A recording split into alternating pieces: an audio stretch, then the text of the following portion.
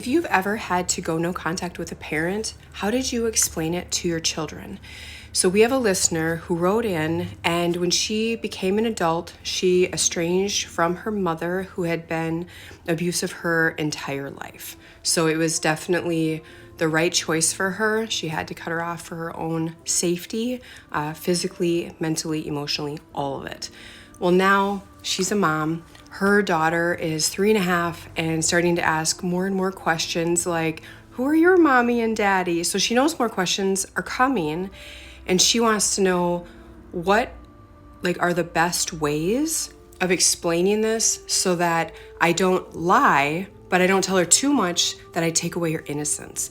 Because here is her biggest fear.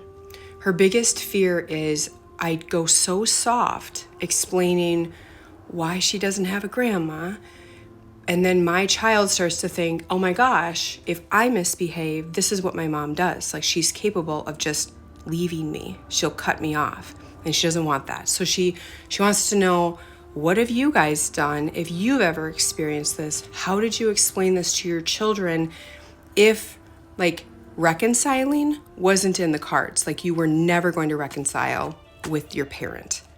So I told her, I'm not a child expert. I have no idea what the right way is to do this. So I said I would put it up to the community so that if you guys have experience with this, or maybe we have some, just child development experts in the community, you can weigh in your opinion. For us in our estrangement that we went through with my husband's parents for 2 years, an estrangement that could have been totally avoidable if we would have understood what boundaries were back in the day. And the reason why I'm doing this today, try to help prevent that. Our goal was to reunify did I say reunify? Reconcile, sorry. Our kids were older than 3.5. They were 8 and 10. They had a very good relationship with their grandparents. So for us, we just kept it very simple. And I don't know if this is right or wrong, but we just said, when you guys mess up, we make you take accountability, say you're sorry, to your sister or your brother, whatever. It's the same thing with adults. So grandma and grandpa, they messed up with your dad. They hurt him very badly, and we're just having them take accountability and say they're sorry. That's as deep as we went with them. And again, we were hoping, and we did reconcile.